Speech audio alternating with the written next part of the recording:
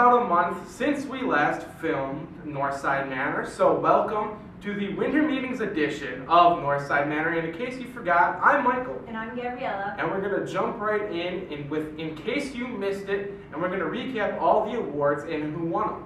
For Rookie of the Year, the AL winner was Michael Fulmer.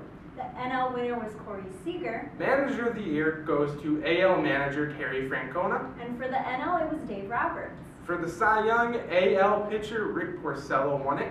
And for the NL, Max Scherzer won it. And MVP was Mike Trout of the American League. And for the National League, Chris Bryant. And also there were other Cubs who won some awards this offseason. Anthony Rizzo and Jason Hayward both won Gold Gloves. Rizzo also won his first career Silver Slugger Award, and so did Jake Arrieta. Kyle Hendricks was named the NL Outstanding Pitcher for the Players' Choice Award. And now we're going to talk about who didn't get a job so far this offseason. And the free agents are first baseman / DH Edwin Encarnacion, outfielder and DH Mark Trumbo, closer Greg Holland, outfielder Jose Batista, catcher Matt Wieters, first baseman Mike Napoli, and right-handed pitcher Tyson Ross. Now, out of those guys, who's one that if your team needed someone, that you would go and grab? Edwin Encarnacion and Jose Batista. Also, if you need some pitching, Tyson Ross is a good pickup. I know the Cubs were looking at him. So yeah, I think those are my top three. Okay. And how about you? Greg Holland, he's a lockdown closer, but with the market and how well these closers have been getting paid, he might ask for too much, but he is a really good pitcher. But if my team needed someone right now, I'd have to go Mark Trumbo. All right, and now we're going to look at some trade candidates. So left-hand pitcher Jose Quintana, outfielder Andrew McCutchen, first base / DH Jose Abreu, right-hand pitcher Chris Archer, and outfielder J.D. Martinez, and also outfielder Jay Bruce. Now, who would you pick if your team needed someone out of those guys? Who would you trade for? Andrew McCutchen. Why is that? He's just an awesome outfielder, and I think he'd be a great, trade piece if a team really needed a pitcher, someone, an infielder. That's someone you could give up. The Pirates could give up to a team that's willing to give up a good trade piece from their team to the Pirates, and that would be, a win-win for both. Chris Archer's on my list. I think him going to a different place, new surroundings and all of that, he'd become an elite pitcher, even though he already is, but he'll find more success in a different market. Yeah, but we'll see what happens with these players. Will they stay with their current teams? Will they get, some money? We saw Kenley Jansen just today, get some money from the Dodgers. So he wanted to stay in LA, and he's not going to a different team, so maybe some of these players will get that money. Now we are going to recap some of the biggest trades and deals from the winter meetings. And we're going to start off with some sad news. Very sad. Dexter Fowler signed a 5-year deal with the St. Louis Cardinals. And Mark Melancon signed a 4-year, $62 million deal with the Giants. Aroldis Chapman gets a 5-year deal worth $86 million with the New York Yankees. And the White Sox were very busy this offseason. They ended up trading Adam Eaton to the Nationals and Chris Sale to the Boston Red Sox, and now have one of the top 10 minor league systems in baseball.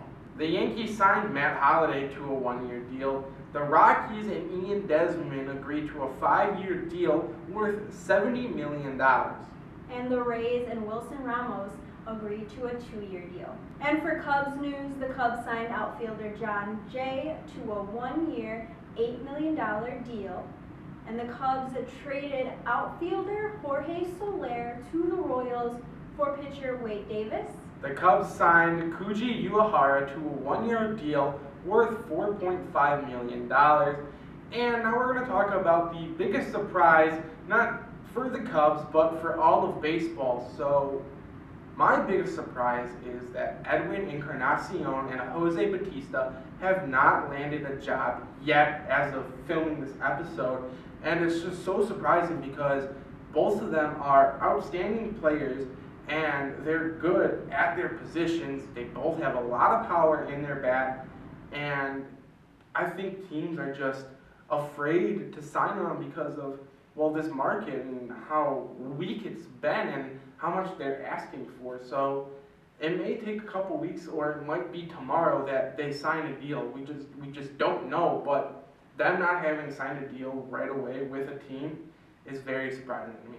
Yeah, I think that's surprising too, but I definitely feel like they're going to get some money somewhere. Maybe they'll stay with their teams, go to a different team, but I feel like sooner or later they will get the money they deserve, or they might have to take less. Who knows? Now your biggest surprise.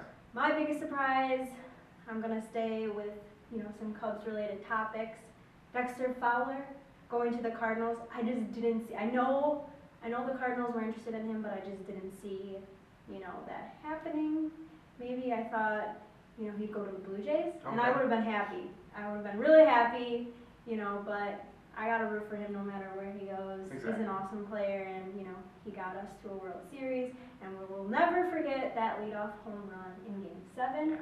Also, Jorge Soler, I didn't see that? I didn't see that coming. I knew, during the season there was maybe talks of him going to another team to get another player.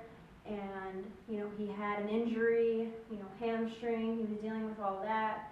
But I just didn't see it coming. I don't know. I feel like the Cubs, were going to keep him. But, hey, I'm happy to have Wade Davis. I am too. I can't complain.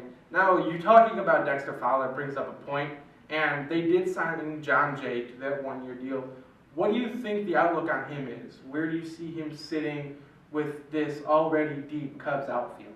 Well, he's a veteran, and I definitely think he'll be able to help out the young players in the outfield, especially Albert Almora Jr. I know they're friends and they're close. They're both from Miami, so I think he'll definitely be able to help out, Almora in the outfield. But I definitely want to see some more time for Almora. I do too, and I think John Jay, he's not, a player that plays every day. He comes and goes when he can. And I think that's going to be key for Almora's success, that Jay is more of a behind-the-scenes player than an everyday starter. And it's going to be weird and not seeing Dexter out there, and then, but I want to see Almora out there. I want to see him every day. And we said this last year, and I remember the episode, that if Fowler left, which he did, you can move Hayward over to center field. Hayward can play center field, and you can put Almora in one of the corners, which he can succeed at. He's fast, he's very versatile, and I know his home position is center field, but moving him to the corners and maybe have him playing at a corner every single day will boost his morale, and while Jay is helping him, also help him become a definite defensive center fielder. Yeah, and I think with David Ross retiring, John Jay is a good addition to the team with that veteran role. So it'll be interesting to see what all goes down and how Joe Madden works with his team. Cubs, center fielders, left fielders, right fielders. It's stacked. It's stacked. Where do you put Ben Zobrist? I like Ben Zobrist in the outfield just because I would like to have Javi Baez playing defense and in the lineup. We've seen in the postseason what he can do in the regular season.